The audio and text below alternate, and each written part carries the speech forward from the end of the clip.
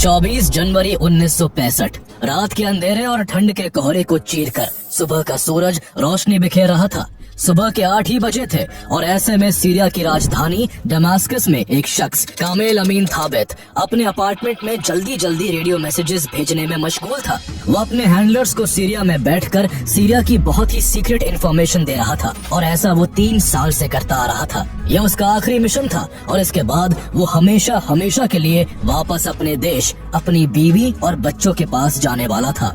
लेकिन उसकी किस्मत को शायद कुछ और ही मंजूर था। उसे इस बात की बिल्कुल भी खबर नहीं थी कि कोई उसके रेडियो सिग्नल को ट्रैक करते हुए उसके दरवाजे तक आ पहुंचा है। कामेल अमीन थाबित की उंगलियां अब भी रेडियो ट्रांसमीटर के बटन दबाने में लगी हुई थी और तभी सीरियन आर्मी के सैनिक तेजी के साथ उसके घर के अंदर दाखिल हो जाते हैं और उसे चारों तरफ से घेर लेते हैं। कामेल अमीन थाबित के रूप में कोई और नहीं बल्कि इजरायली इंटेलिजेंस एजेंसी मोसाद के एजेंट एली कोहेन थे, जिन्होंने सीरिया की सियासी गलियारों में अपनी ऐसी पकड़ बनाई थी कि उनके तेज तर्रार दिमाग और काबिलियत की वजह से खुद वहां के प्रेसिडेंट अमीन अल हाफिज उन्हें डेप्यूटी डिफेंस मिनिस्टर बनाना चाहते थे, जबकि सीरिया के कुछ बड़े नेता और बिजनेसमैन उन्हें सीरिया का प्रधानमंत्री बनाने की बात करने लगे थे।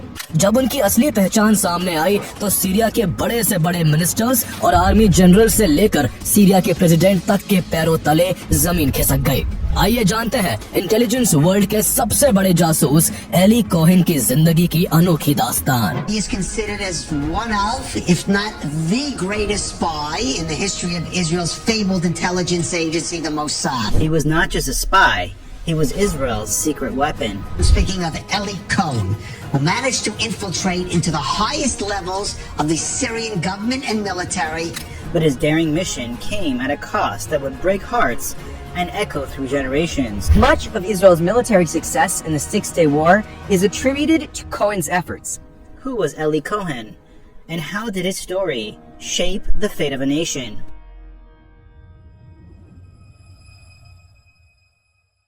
एलियाहू बेन शोल कोहेन का जन्म 26 दिसंबर 1924 को इजिप्ट के मेडिटेरेनियन कोस्टल सिटी अलेक्जेंड्रिया में एक जूइश फैमिली में हुआ था। उनके पिता शॉल कोहेन एक बिजनेसमैन थे जो 1914 में बेटर अपॉर्चुनिटी की तलाश में सीरिया छोड़कर इजिप्ट आ गए थे। एली कोहेन का परिवार काफी बड़ा था और वह अपने 8 भाई बहनों में से एक थे। एली कोहेन ने अपनी प्राइमरी एजुकेशन एक लोकल जूइश कम्युनिटी स्कूल से पूरी की। उन्हें बचपन से ही नई नई चीजें सीखने का बहुत शौक था। वो अक्सर अपने घर की बालकनी में बैठा करते और वहाँ से गुजरने वाली गाड़ियों के लाइसेंस प्लेट्स को एक बार में देखकर ही याद कर लेते थे।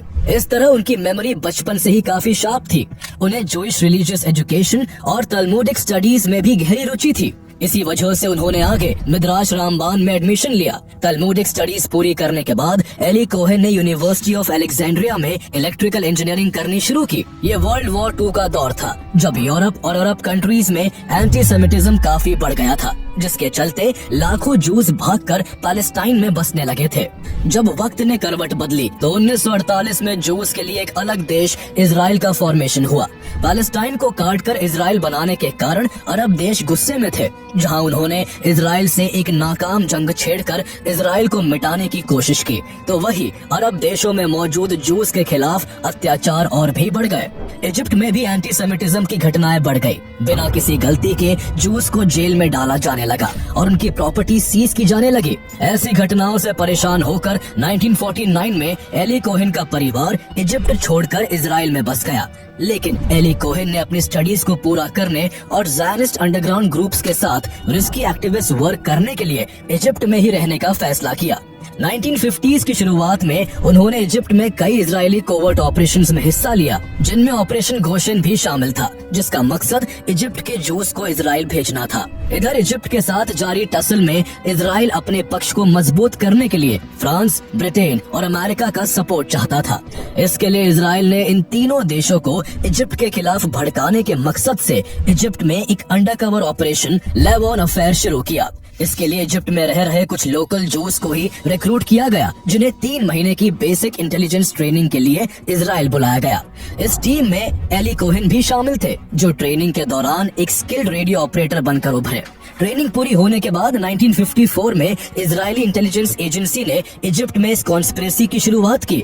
इसके तहत इजरायली एजेंट्स इजिप्ट, ब्रिटेन और अमेरिका के सिविलियन टारगेट्स जैसे सिनेमाज, लाइब्रेरीज और अमेरिकन एजुकेशनल सेंटर्स पर फॉल्स फ्लैग अटैक्स करते थे। लेकिन बड़ी चालाकी से इन अटैक्स के लिए मुस्लिम ब्रदरहुड, इजिप्शियन कम्युनिस्ट या लोकल नेशनलिस्ट पर ब्लेम डाल दिया जाता। इस तरह इजराइल इजिप्ट में वायलेंस और इंस्टेबिलिटी का एक माहौल बनाना चाहता था ताकि ब्रिटेन सुएज कैनाल पर सालों से जारी अपने कब्जे को बरकरार रखे और वहां तैनात अपनी सेना न हटाए। लेकिन जल्दी ही इजिप्ट ने इजराइल की इस कॉन्स्पिरेसी का पर्दाफाश कर दिया और इसके लिए जिम्मेदार कई इंटेलिजेंस एजेंट्स को भी अरेस्ट कर लिया। इन अरेस्टेड लोगों में एली कोहेन का नाम भी था, मगर इन्वेस्टिगेशन ऑफिसर्स उनके खिलाफ कोई पुख्ता सबूत नहीं ढूंढ पाए, इसलिए उन्हें एली कोहेन को छोड़ना पड़ा। लेकिन जब 1956 में इजराइल, ब्रिटेन और फ्रांस ने एक साथ मिलकर इजिप्ट पर अटैक कर सुएज वॉर शुरू किया तो इजराइल और इजिप्ट के रिश्ते बेहद खराब हो गए। इजिप्ट ने यहाँ रह रहे सभी जूस को फौरन देश छोड़ने का ऑर्डर जारी कर दिया, जिसके बाद एली कोहेन को इजिप्ट छोड़ना पड़ा और 8 फरवरी 1957 को वो इजराइल आ गए। चूँकि एली कोहेन का परिवार सीरियन जूइश था और वो सीरिया से इजिप्ट माइग्रेट हुए थे, इस वजह से एली कोहेन को शुरू से ही अलग अलग लैंग्वेजेस, कल्चर्स और ट्रेडिशंस के बारे में नॉलेज थी। वो अरबिक, फ्रेंच, इंग्लिश, इटालियन और हिब्रू लैंग्वेज को फ्लुएंटली बोल लेते थे और उन्हें अरबिक की डिफरेंट डायलेक्ट्स जैसे इजिप्शियन, सीरियन और लेबनीज बोलने में भी महारत हासिल थी। Eli Cohen Israeli military agency में जॉब करना चाहते थे, इसलिए इजराइल पहुंचने के 5 दिन बाद ही उन्होंने एजेंसी को इंटरव्यू दिया। उनके मल्टीपल लैंग्वेजेस में स्किलफुल होने की वजह से उन्हें आसानी से इजरायली इंटेलिजेंस मिलिट्री एजेंसी में ट्रांसलेटर और काउंटर इंटेलिजेंस एनालिस्ट की नौकरी मिल गई। यहाँ वो अरब कंट्रीज के न्यूज़पेपर्स को पढ़ते और जो भी खबर उन्हें रेलेवेंट लगती उसे वो हिब्रू में ट्रांसलेट करके काउंटर इंटेलिजेंस टीम तक पहुँचा दिया करते।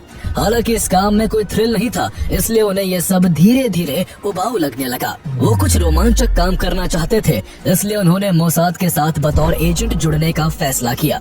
इसके लिए उन्होंने लगातार 2 बार मोसाद को इंटरव्यू दिया, लेकिन मोसाद ने उन्हें दोनों बार फील्ड जॉब के लिए अनफिट करार देते हुए रिजेक्ट कर दिया। इससे एली कोहेन को काफी बुरा लगा। उन्होंने गुस्से में ट्रांसलेटर की जॉब से भी रिजाइन कर दिया और तेल अवीव में एक इंश्योरेंस ऑफिस में फाइलिंग क्लर्क के रूप में जुड़ गए। इन सब में 2 साल बीत गए और एली कोहेन ने 1959 में इराकी जूस नादिया मजाल से शादी कर ली, जिनसे उनके 3 बच्चे हुए। इस बीच गमाल अब्देल नासिर के नेतृत्व में इजिप्ट काफी पावरफुल हो चुका था। नासिर सुएज कैनाल को नेशनलाइज करने के बाद अमेरिका और इजराइल जैसी ताकतों के खिलाफ सभी अरब देशों को यूनाइट करना चाहते थे। पैन अरब स्टेट बनाने की मुहिम में इजिप्ट ने सीरिया को अपने साथ जोड़कर यूनाइटेड अरब रिपब्लिक का फॉर्मेशन कर दिया था। इसे इजराइल अपने लिए एक सीरियस थ्रेट की तरह देख रहा था। ऐसे में इजरायली गवर्नमेंट ने इजिप्ट और सीरिया दोनों में अपने स्पाई भेजने का फैसला किया ताकि वहां की खुफिया जानकारियां इजरायली गवर्नमेंट को पता चल सके। परफेक्ट स्पेशल एजेंट्स की तलाश में मोसाद के डायरेक्टर जनरल मीर आमिद ने पहले से रिजेक्टेड कैंडिडेट्स की फाइलों को खंगाला और इस प्रोसेस में उन्हें सीरिया में जासूसी करने के लिए एली कोहेन परफेक्ट चॉइस लगे। उनकी शानदार पर्सनालिटी, अरब कल्चर की बेहतरीन अंडरस्टैंडिंग और मल्टीलिंगुअल होना उन्हें बाकी के दूसरे कैंडिडेट से अलग बनाता था। मोसाद से जुड़ने का फैसला एली कोहेन की जिंदगी को पूरी तरह से बदल देने वाला था और आगे वो अपनी सूझबूझ से जूइश कम्युनिटी में वो ओहदा और सम्मान हासिल करने वाले थे जो कभी किसी जासूस को हासिल नहीं हुआ। 1960 में मोसाद ने उन्हें अंडरकवर एजेंट के रूप में तैयार करने के लिए मोसाद ट्रेनिंग स्कूल में 6 महीने की इंटेलिजेंस ट्रेनिंग दी। उन्हें वेपन्स चलाने, मैप रीडिंग करने, दुश्मनों पर वार करने और क्रिप्टोग्राफी जैसी कई टेक्निक सिखाई गई। उनके सामने टेबल पर ढेर सारी चीजें रख दी जाती और उन्हें इन सब चीजों को कुछ सेकंड्स के अंदर ही पूरी डिटेल्स के साथ याद करना पड़ता। क्योंकि वो पहले से ही अरब कल्चर, लैंग्वेज और सीरियन डायलेक्ट से परिचित थे, इसलिए ज्योग्राफिकल और लैंग्वेज की ट्रेनिंग में उन्हें कोई खास दिक्कत नहीं आई। इसके बाद उन्हें दुश्मनों के बीच छुपकर सरवाइव करने, वहाँ दुश्मनों की नाक के नीचे से सीक्रेट इंफॉर्मेशन हासिल करने और फिर उसे रेडियो ट्रांसमिशन के जरिए इजराइल तक पहुँचाने जैसी बारीकियां सिखाई गई। 6 महीने की सख्त ट्रेनिंग के बाद उनकी इजरायली आइडेंटिटी मिटा दी गई और उन्हें एक फेक आइडेंटिटी दी गई। इस आइडेंटिटी के अकॉर्डिंग अब एली कोहेन एक बिजनेसमैन कमाल आमिन थाबित बन चुके थे, जिनका जन्म बेरूट में एक सीरियन परिवार के घर में हुआ था। उनकी इस नई पहचान के हिसाब से उनका परिवार अर्जेंटीना चला आया था और यहाँ अर्जेंटीना में ही कमाल आमिन थाबित का टेक्सटाइल बिजनेस था। एली कोहेन की इस नकली पहचान को मजबूती देने के लिए उन्हें इसी बैकग्राउंड के साथ 1961 में मोसाद ने अर्जेंटीना के ब्यूनोस एरीज भेज दिया। वो अपने सीक्रेट मिशन के बारे में अपनी पत्नी को भी नहीं बता सकते थे, इसलिए एली कोहेन अपनी पत्नी नादिया को झूठ कहकर आए थे कि उन्हें इजरायली मिनिस्ट्री ऑफ डिफेंस के ऑफिसर के रूप में यूरोप में पोस्टिंग मिली है। ब्यूनोस एरीज पहुंचकर एली कोहेन कमाल आमिन थाबित के रूप में तेजी से बड़े बड़े सीरियन लोगों से कांटेक्ट बनाने लगे। उन्होंने कई सीरियन मिलिट्री के लोगों से भी दोस्ती की। वो वहां महंगी पार्टियां रखते और सभी जरूरी लोगों को इनवाइट करके उनके करीब जाने की कोशिश करते। उन्होंने सीरियन लोगों के नजदीक जाने के लिए अपने ही देश इजराइल की खूब बुराइयां भी की। उनके बेशुमार खर्च और बड़ी बड़ी बातों से लोग उन पर काफी विश्वास करने लगे। उन्होंने दमास्कस के एक्सपैट कम्युनिटी तरकोस तक भी अपनी पहुंच का दायरा बढ़ाया और रेगुलरली अरब क्लब जाना शुरू कर दिया। यहाँ उनकी मुलाकात सीरिया के मिलिट्री अटैच जनरल आमिन अल हाफिज से हुई, जो यहाँ एग्जाइल पर थे। दरअसल इस दौरान सीरिया में भारी राजनीतिक उथल पुथल चल रही थी और नासिर के यूनाइटेड अरब रिपब्लिक को भंग करके जो नाजिम अल कुद्सी सीरिया के प्रेसिडेंट बने थे, वो जनरल आमिन अल हाफिज को अपने लिए खतरे के रूप में देखते थे। इसलिए उन्होंने आमिन अल हाफिज को मिलिट्री अटैच के रूप में अर्जेंटीना एग्जाइल पर भेज दिया था। इस दौरान बाथ पार्टी सीरिया की सत्ता पाने की कोशिश में लगी हुई थी। बाथ पार्टी में आमिन अल हाफिज का काफी बड़ा रुतबा था और आगे चलकर उनके सीरिया के प्रेसिडेंट बनने के हाई चांसेस थे। इसलिए एली कोहेन भी आमिन अल हाफिज से दोस्ती करना चाहते थे। उन्होंने अपनी बातों से आमिन अल हाफिज का भी भरोसा जीत लिया। एली कोहेन ने उनसे कहा कि जनरल, सुनने में आ रहा है कि आप ही वो नेता हैं जो सीरिया के बुरे हालातों को बदलने वाले हैं। आमिन अल हाफिज का चेहरा अपनी तारीफ सुनकर खुशी से खिल उठा। वो इतने खुश हुए कि उन्होंने आगे एली कोहेन को अपने ऑफिस में इनवाइट किया। वहाँ उन्होंने अपने पॉलिटिकल प्लान्स के हिंट्स शेयर किए और ये भी बताया कि उनकी पार्टी जल्द ही पावर में आने वाली है। ये एली कोहेन के व्यक्तित्व का ही कमाल था कि हर कोई उनकी ओर खींचा चला आता था। इसी तरह उन्होंने अरब वर्ल्ड न्यूज़पेपर के editor in chief Abdul Latif Al हेशन का भी भरोसा जीत लिया, जो अरब सोसाइटी में काफी ऊंची पहुंच रखने वाले आदमी थे। एली कोहेन ने अब्दुल लतीफ अल हेशन के सामने खुद को सीरिया के बहुत बड़े हितैषी के रूप में पोर्ट्रे किया और सीरिया में इजीली सेटल होने के लिए उनसे लेटर ऑफ रिकमेंडेशन हासिल कर लिया। अब तक एली कोहेन की बैक स्टोरी भी स्ट्रॉन्ग हो चुकी थी और उनके बहुत सारे इम्पोर्टेंट कॉन्टैक्ट्स भी बन चुके थे। इसलिए मोसाद ने 1962 में असल मिशन के लिए उन्हें सीरिया भेज दिया। उन्होंने वहां दमास्कस के अबू रुमाने इलाके में एक लग्जूरियस घर लिया, जहां आसपास कई एम्बेसडर्स, डिप्लोमेट्स और एलीट पॉलिटिशियंस का घर था। साथ ही यहाँ पास में मिलिट्री हेडक्वार्टर भी था। ये जगह एली कोहेन के लिए काफी हेल्पफुल होने वाली थी। दमास्कस में अच्छे से सेटल होने के बाद एली कोहेन ने यहाँ भी अपना टेक्सटाइल का बिजनेस शुरू किया। बिजनेस को चलाने के लिए उन्होंने पैसे को पानी की तरह बहाया, जिससे जल्दी ही उनका बिजनेस यहाँ भी चल पड़ा और उनकी गिनती सीरिया के बड़े बिजनेसमैन में होने लगी। जब रुतबा बढ़ा तो पहुंच भी बढ़ी। वो यहाँ के रसूखदार लोगों के बीच कैफेज में घंटों बिताने लगे। वो इस दौरान उनकी पॉलिटिकल गॉसिप को बड़े ध्यान से सुनते थे। एली कोहेन को जो भी जानकारी जरूरी लगती, वो उसे बड़ी चालाकी से मोसाद को पास कर देते थे। इसके लिए वो कभी रेडियो ट्रांसमिशंस का सहारा लेते तो कभी इनविजिबल इंक से लिखे सीक्रेट लेटर्स को जरिया बनाते। अब तक सीरिया के बड़े बड़े लोग एली कोहेन को प्राउडली अपना दोस्त कहने लगे थे। उनका एली कोहेन पर भरोसा दिन प्रतिदिन बढ़ता ही चला जा रहा था। इसका असर ये हुआ कि कैफेज में होने वाली पार्टियां अब एली कोहेन के फ्लैट तक आ पहुंची थी। उनकी पार्टियों में शामिल मिलिट्री के बड़े ऑफिसर्स, मिनिस्टर्स और बिजनेसमैन को दुनिया की सबसे बेहतरीन किस्म की शराब परोसी जाती। जैसे ही शराब अंदर जाती, राज बाहर आने लगते। जो लोग शराब से खुद को दूर रखते, एली कोहेन उनके लिए शबाब का जुगाड़ करवाते। वो सरकार और सेना के अधिकारियों के पास लड़कियां भिजवाते जो मोसाद की एजेंट्स होती थी। लड़कियां पहले अपने जलवों से उन्हें अपने जाल में फंसाती और फिर उनसे सीक्रेट इन्फॉर्मेशन उगलवाकर मोसाद तक पहुंचा देती। इससे इजराइल सीरिया की हर खबर से अप टू डेट रहता था। एली कोहेन ने और भी क्रूशियल इंफॉर्मेशंस का पता लगाने के लिए अब सीरिया की स्ट्रेटेजिकली इंपॉर्टेंट मिलिट्री लोकेशंस का दौरा करने का फैसला लिया। ऐसे में उनके लिए अब्दुल लतीफ अल हैशन द्वारा दिया गया letter of recommendation game changer साबित हुआ। उन्होंने इसी के सहारे सीरियन आर्मी के commander in chief Abdul Karim Zahreddine के भतीजे लेफ्टिनेंट माजी ज़हरुद्दीन से दोस्ती की।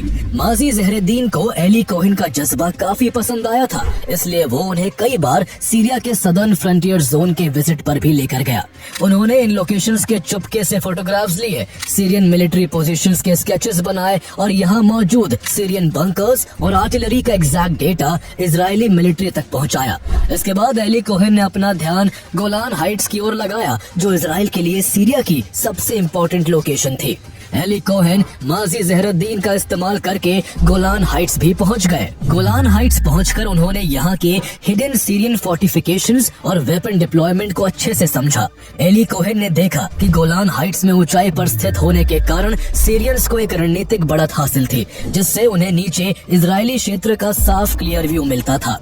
लेफ्टिनेंट माजी ज़हरुद्दीन ने एली कोहेन को एक मैप भी दिखाया, जिसमें बनाए जाने वाले फोर्टिफिकेशंस की डिटेल्स थी। इस दौरान एली कोहेन ने यहाँ तैनात सैनिकों के प्रति खूब हमदर्दी दिखाई और बातों ही बातों में सीरियन मिलिट्री ऑफिसर्स के सामने सैनिकों को गर्मी से बचाने के लिए यहाँ छायादार पेड़ लगाने का प्रपोजल रखा। सीरियन मिलिट्री ऑफिसर्स को भी एली कोहेन का प्रपोजल काफी पसंद आया और उन्होंने जल्द ही गोलान हाइट्स की हर चौकी पर पेड़ लगवा लिए। सीरियन आर्मी ने बुरे सपने में भी नहीं सोचा होगा कि जिसे वो अपना हितैषी समझकर ये पेड़ लगवा रहे हैं, वही पेड़ आगे चलकर उनकी जान के दुश्मन बन जाएंगे। ये पेड़ गोलान हाइट्स की चौकियों की निशानदेही बन चुके थे। आगे चलकर 6 डे वॉर में इजराइल को इसका खूब फायदा भी हुआ और इजरायली आर्मी ने इन पेड़ों की वजह से मात्र 2 दिनों में ही गोलान हाइट्स को सीरिया से छीन लिया था। एली कोहेन के काम से मोसाद काफी खुश था। वो उनकी उम्मीद से भी बेहतर काम कर रहे थे। उनके लिए सोने पे सुहागा तब हुआ जब आमिन अल हाफिज 1963 में मिलिट्री कू के जरिए सीरिया के प्रेसिडेंट बन बैठे। अमीन अल हाफिज का प्रेसिडेंट बनना एली कोहेन के लिए एक गोल्डन अपॉर्चुनिटी लेकर आया। अमीन अल हाफिज से उनकी दोस्ती अर्जेंटीना के दिनों से ही थी, इसलिए उनकी पहुंच अब सीधे सीरियन गवर्नमेंट तक हो गई। जल्द ही सरकार में शामिल बड़े बड़े मिनिस्टर्स उनके दोस्त बन गए। एली कोहेन सीरियन गवर्नमेंट की बैठकों तक में शामिल होने लगे थे। उन्हें इससे ये फायदा हो रहा था कि अंदर की हर एक बात उन्हें बड़ी आसानी से पता लग जाती, जिसे वो चुपके से इजराइल तक पहुंचा देते। एली कोहेन के जरिए सीरिया का इराक के साथ मिलिट्री कोऑपरेशन, सोवियत से होने वाले arm supplies, Syrian armed forces की डिप्लॉयमेंट और डिसलोकेशन की इंफॉर्मेशन भी इजराइल तक पहुंच चुकी थी। अब तक एली कोहेन को अपने दुश्मनों के बीच रहते हुए 2 साल बीत चुके थे। सीधे सीरियन प्रेसिडेंट तक पहुंच होने की वजह से उनका पॉलिटिकल कद भी काफी बढ़ चुका था। वो कभी लीडर्स को पॉलिटिकल एडवाइस देते तो कभी मिलिट्री ऑफिसर्स के सामने उनकी स्ट्रेटेजी को क्रिटिसाइज करते। वो आर्मी के लोगों से पहले इजराइल की खूब बुराई करते और फिर कहते कि हमारी सीरिया की सेना इजराइल के खिलाफ सफिशिएंट अग्रेसिव नहीं है। सबके सामने अपनी बुराई सुनकर सीरियन जनरल्स का गुस्से से खून खौलने लगता और वो अपनी ताकत को साबित करने के लिए खुद एली कोहेन को सीरियन बॉर्डर तक लेकर जाते और वहाँ मौजूद हथियारों, तोपों और टैंकों को दिखाते। इस तरह भी एली कोहेन को सीरियन मिलिट्री की बड़ी बड़ी इंफॉर्मेशन इजीली हाथ लग जाया करती थी। ऐसे में एली कोहेन को सीरियन कैबिनेट से जोड़ने की बातें भी उठने लगी थी। प्रेसिडेंट अमीन अल हाफिज उनकी अप्रोच से इतने इम्प्रेस थे कि वो उन्हें डिप्यूटी डिफेंस मिनिस्टर बनाना चाहते थे, जबकि कई लोग उन्हें प्राइम मिनिस्टर का दावेदार बताने लगे थे। लेकिन ऐसा भी नहीं था कि हर कोई उन्हें पसंद ही करता था। कुछ लोग ऐसे भी थे जो उनके हर बात में राय रखने से परेशान थे और उनसे दिल ही दिल में नफरत करते थे। इनमें से ही एक सीरियन इंटेलिजेंस के कमांडर कर्नल अहमद सुवेदानी थे, जिन्हें एली कोहेन बिल्कुल भी पसंद नहीं थे। एली कोहेन भी ये बात अच्छे से जानते थे, इसलिए वो बड़ी सावधानी से अपने काम में लगे हुए थे। इसी दौरान उनकी मुलाकात ओसामा बिन लादेन के पिता मोहम्मद बिन लादेन से हुई, जो एक सऊदी इंजीनियर थे और जिन्हें सीरिया की जॉर्डन रिवर पर काम करने का कॉन्ट्रैक्ट मिला था। मोहम्मद बिन लादेन से कोहेन को पता चला कि सीरिया जॉर्डन रिवर के वाटर सोर्सेस को डाइवर्ट करके इजराइल की वाटर सप्लाईज रोकना चाहता है। जॉर्डन रिवर और उसकी 3 मेजर ट्रिब्यूटरीज डैन, बेनियाज और हैत्सबैनी से इजराइल में खपत होने वाली पानी का 30% हिस्सा प्राप्त होता था। सीरिया इन्हीं नहरों के पानी को इजराइल तक पहुंचने से रोकने के लिए डाइवर्शन इक्विपमेंट और हाइड्रोलिक इंजीनियर्स की मदद से रिवर पर कई कैनाल्स और डैम्स बना रहा था। जब ये खबर इजरायली थिंक टैंक तक पहुंची तो उनके बीच हड़कंप मच गया। अब मोसाद चाहता था कि एली कोहेन इस वाटर डाइवर्शन प्रोजेक्ट से जुड़े इंजीनियरिंग प्लान्स, डायग्राम्स और मैप्स की पूरी इंफॉर्मेशन उसे भेजे। इस प्रोजेक्ट की पूरी जानकारी सीरियन आर्मी के 2 प्रमुख अधिकारियों कर्नल हातूम और कर्नल डाली के पास थी। इसलिए एली कोहेन ने दोनों से दोस्ती कर ली और धीरे धीरे उनकी नाक के नीचे से प्रोजेक्ट से जुड़ी हर छोटी बड़ी इंफॉर्मेशन हासिल करके मोसाद तक पहुंचा दी। इसके कुछ दिन बाद 13 नवंबर 1964 को जब सीरियन फोर्सेस ने बॉर्डर के पास इजरायली ट्रैक्टर्स पर हमला किया तो जवाब में इजरायली एयरफोर्स ने जॉर्डन रिवर पर बने डैम्स और कैनाल्स पर धावा बोल दिया और इतने सटीक हमले किए कि सीरिया का ये वाटर डाइवर्जन प्रोजेक्ट कुछ ही घंटों में मिट्टी में मिल गया।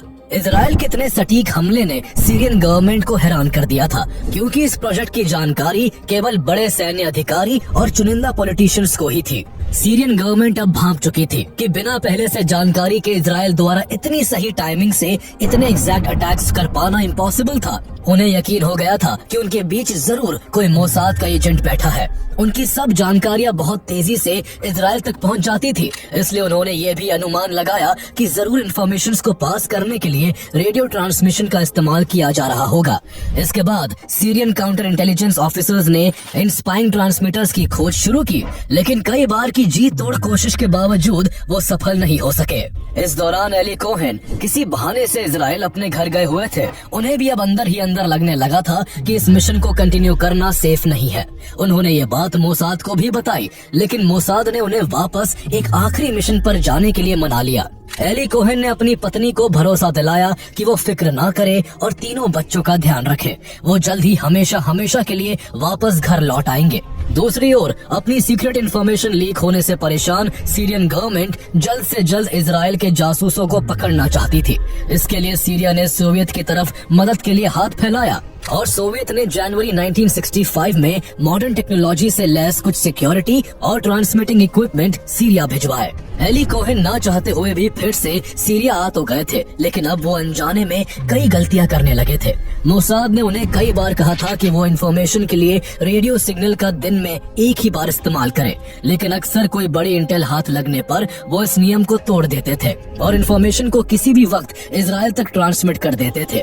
उनकी यही लापरवाही उन्हें एक ऐसी मौत की ओर ले जा रही थी जिसकी कल्पना उन्होंने किसी बुरे सपने में भी नहीं की होगी। सीरियन इंटेलिजेंस ने जल्द ही सोवियत के इक्विपमेंट्स को काम में लेना शुरू कर दिया। उन इक्विपमेंट्स की जांच के लिए आर्मी के ट्रांसमिशन को 24 घंटे के लिए बंद कर दिया गया। सारे ट्रांसमिशन बंद थे, लेकिन फिर भी एक जगह से रेडियो मैसेज ट्रांसमिट हो रहा था। ऐसे में उन्होंने इस रेडियो सिग्नल को ट्रैक करना शुरू किया। ये सिग्नल उन्हें अंधेरे रास्ते में एक मकान की ओर ले जा रहा था, जो एली कोहेन अलायस कामिल अमीन थाबित का ठिकाना था। इस घर में घुसने की हिम्मत किसी में नहीं थी, इसलिए वो लौट आए। जब एक वरिष्ठ अधिकारी को ये बताया गया तो उसने उल्टा अपने ही कर्मचारियों पर उंगली उठाते हुए कहा कि जरूर चेक करने वालों से ही कोई भूल हुई होगी। उसी शाम को एक बार फिर से जासूसी ट्रांसमिशन शुरू हुआ। सीरियन ऑफिसर्स ने एक बार फिर से सिग्नल्स को फॉलो किया। ट्रांसमिटिंग इक्विपमेंट एक बार फिर कामिल अमीन थाबित के घर की ओर ले गया। धोखा एक बार हो सकता था, बार बार नहीं। कामिल अमीन थाबित का व्यक्तित्व और सीरियन लोगों के बीच उनकी अच्छी इमेज भी अब उन्हें शक के दायरे से दूर नहीं रख सकी। ऐसे में सीरियन आर्मी ने उन्हें उनके घर में ही पकड़ने का एक सीक्रेट प्लान बनाया। अगले दिन 24 जनवरी 1965 की सुबह 8 बजे सीरियन फोर्सेस अचानक से कामिल अमीन थाबित के घर में दाखिल हो गई। जिस वक्त फौज उनके घर के अंदर दाखिल हुई, वो ट्रांसमिशन के बटन दबाने में व्यस्त थे, इसलिए उन्हें रंगे हाथों पकड़ लिया गया। अचानक से अपने घर के अंदर फौज को देखकर कामिल अमीन थाबित चौंक गए, लेकिन अब उनका खेल खत्म हो चुका था। उन्हें जासूसी के जुर्म में अरेस्ट कर लिया गया और जेल में डालकर भयंकर टॉर्चर किया गया। ऐसे में एली कोहेन ने अपना सच तो कबूल कर लिया, लेकिन इजराइल की कोई भी सीक्रेट इंफॉर्मेशन सीरिया के सामने रिवील नहीं की। इजराइल ने उन्हें छुड़ाने की खूब कोशिश की। इजराइल ने फॉरेन डिप्लोमेट से हस्तक्षेप करने की अपील की और सीरिया को एक बड़ी रैंसम की पेशकश भी की, लेकिन इसका कोई फायदा नहीं हुआ। प्रेसिडेंट अमीन अल हाफिज, जो एली कोहेन को अपना क्लोज फ्रेंड मानते थे, उन्हें इस बिट्रेयल से गहरा धक्का लगा था। उन्होंने पर्सनली एली को इंटेरोगेट किया था और ये जानकर वो शॉक्ड रह गए थे कि एली एक मुस्लिम नहीं बल्कि एक जूइश स्पाई था। एली कोहेन से उनका और कई आला अफसरों और मंत्रियों का गहरा रिश्ता था, इसलिए जल्दबाजी में एक मिलिट्री कोर्ट में मुकदमा चलाकर उनको फांसी की सजा सुना दी गई। एली कोहेन को फांसी देने से पहले उन्हें कहा गया कि वो अगर चाहे तो अपनी बीवी बच्चों को एक आखिरी खत लिख सकते हैं। इसके बाद एली कोहेन ने अपनी पत्नी के नाम एक बहुत ही इमोशनल लेटर लिखा। माय डियर नादिया, मैं मौत की दहलीज पर खड़े होकर तुम्हें अपनी जिंदगी के ये आखिरी शब्द लिख रहा हूँ। मैं अपने इस अंजाम के लिए तुमसे माफी मांगता हूँ। मेरी वजह से तुम्हें और हमारे बच्चों को ये दुख सहना पड़ेगा, लेकिन नादिया, मेरे बाद हमारे बच्चों का ख्याल रखना, उन्हें अच्छी शिक्षा और परवरिश देना। मेरी तुमसे गुजारिश है कि मेरे शौक में डूबकर अपनी जिंदगी जाया मत करना। जिंदगी में आगे बढ़ना और हो सके तो दूसरी शादी कर लेना, ताकि हमारे बच्चों को पिता का साया मिल सके। इसके बाद सीरिया ने एली कोहेन को फांसी देने की सभी तैयारियां पूरी कर ली। 18 मई 1965 की आधी रात को उन्हें जगाया गया और उन्हें दमास्कस के एक चौक पर ले जाया गया। उनके सीने पर एक बड़ा सा पोस्टर चिपका दिया गया जिसमें अरबी में उनका गुनाह और सजा का विवरण लिखा था। इसके बाद सबके सामने उन्हें फांसी पर लटका दिया गया। उनकी फांसी को सीरियन टेलीविजन पर लाइव ब्रॉडकास्ट किया गया। उनकी डेड बॉडी अगले 6 घंटे तक वहां लटकी रही और लोग उसे चौक से देखते हुए गुजरते रहे। सीरिया ने एली कोहेन की डेड बॉडी को भी इजराइल को लौटाने से मना कर दिया। जब उनकी मौत की खबर इजरायली मीडिया ने ब्रेक की तो पूरे इजराइल में शोक की लहर छा गई। हर किसी की आंखों में आंसू थे। इजराइल की आम जनता पहले जिस एली कोहेन का नाम तक नहीं जानती थी, वो रातों रात देश के हीरो बन गए थे।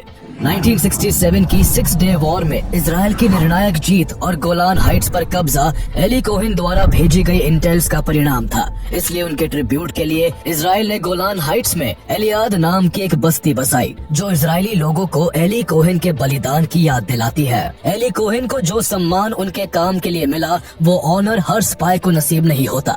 न जाने दुनिया के कितने ऐसे स्पेशल एजेंट्स रहे हैं जिन्होंने अपने देश के लिए अपना सर्वस्व तक न्यौछावर कर दिया, लेकिन उन्हें बदले में सम्मान तो क्या, अपने देश की पहचान तक नसीब नहीं हो सकी।